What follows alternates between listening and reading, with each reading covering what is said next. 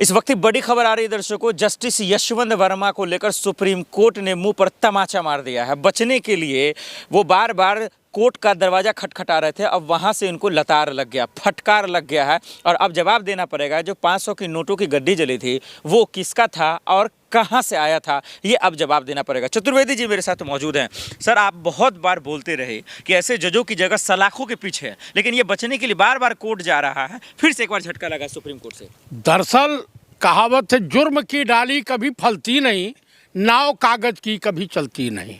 देखिए, पाप का घड़ा भर चुका है। चाहे ये जितने चाहे जसवंत वर्मा टाइप के कितने भी जज हैं, तमाम IAS IPS हैं या चीफ इलेक्शन कमिश्नर हैं, ये कोई इस मुगालते में न रहे कि उनके साथ जो है अन्याय होने पाएगा। न्याय जरूर मिलेगा, न्याय मिलने में देर होती है लेकिन अंधेर नहीं होती है। मैं उस सुप्रीम कोर्ट के चीफ जज को मैं नमस्कार करता हूँ, सैल्यूट करता हूँ कि उन्होंने न्यायपालिका का मान सम्मान रखा।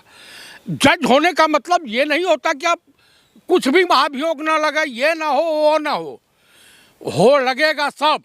अभी झटका भारत सरकार को भी लगा है कि ये न्यायपालिका को भी अपने कब्जे में करना चाहते हैं अन्य देशों के तरीके। लेकिन मैं उस सवाल पे आऊँ, लेकिन जस्टिस यशवंत वर्मा साफ कह रहा है खुले तौर पर कि जो 500 की नोटों की गड्डी जली, मैं वहां था नहीं, वो पैसा मेरा है ही नहीं। आखिर वो पैसा आपके घर में है, आपका परिवार वहां रह रहा है, वो पैसा आया कहाँ से?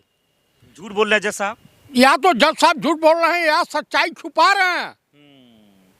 सवाल ये है कि भाई आप कबूल कीजिए कि पैसा था किसका। दरअसल एयरटेल को इन्होंने दिया था सब्सिडी, वही उसी के जो है रिश्वत का पैसा हो सकता है। पैसा कौन छुपा रहा है? देखिए, या तो सच को छुपा रहा है और कौन बचा रहा है? देखिए, ये भाजपा के किसी से मिले जुले हैं, या तो वो छुपा रहा है या इन्होंने वो दाम ले लिया, काम नहीं किया। मतलब बीजेपी और RSS का बिना नाम लिए आपको चैन नहीं आया? नहीं नहीं नहीं नहीं, मेरे कहने का मतलब है जब दिल्ली पुलिस उजागर की तो FIR क्यों नहीं कराई?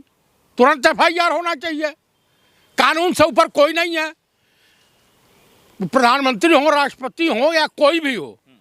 भाई, न्यायपालिका अगर मुखर नहीं होगी और न्याय नहीं कर पाएगी आम पब्लिक के साथ, या ये प्रभावशाली व्यक्तियों के खिलाफ कार्रवाई नहीं कर पाएगी, तो आप मुझे बता दीजिए कैसे न्यायपालिका पे लोगों का विश्वास रहेगा? CGI खन्ना साहब ने 3 जजों की टीम बनाई, जांच रिपोर्ट तैयार भी हुआ, उसमें पाया गया कि ये दोषी हैं, लेकिन जस्टिस यशवंत वर्मा कह रहे हैं भाई ये रिपोर्ट गलत है, ये जांच गलत है। भाई, यही सत्यवादी राजा हरिश्चंद्र की छठी औलाद हैं और जो लोग जांच किए थे वो बेकार हैं, माने और लोगों को झुठला रहे हैं। तो ये बतावें और इनके खिलाफ कार्रवाई होनी चाहिए, इनको जेल चला जाना चाहिए अभी तक। जस्टिस यशवंत वर्मा की बात कर रहे हैं? हाँ, मैं उन्हीं की बात कर रहा हूँ। उनको अब न्यायपालिका में रहने का कोई अधिकार नहीं है। इलाहाबाद ट्रांसफर कर दिया गया भाई, इलाहाबाद ट्रांसफर कर दिया। इनके खिलाफ वहाँ बार एसोसिएशन ने धरना प्रदर्शन किया कि ऐसे करप्टेड भ्रष्ट जज को, इलाहाबाद का ही रहने वाला वहाँ पे ये वकील भी तो रहे हैं। सर, तो ऐसे जजों को कौन बचाता होगा, ये भी तो सवाल है। दिल्ली पुलिस क्यों बचाएगी जब आप आरोप से लगा रहे हैं कि FIR दर्ज नहीं किया? भाई, FIR कर लेना चाहिए दर्ज कि भाई यहाँ जो रिजर्व बैंक की करेंसी है, ये देशद्रोह, कहीं भी नोट जला देना देशद्रोह की श्रेणी में आता है।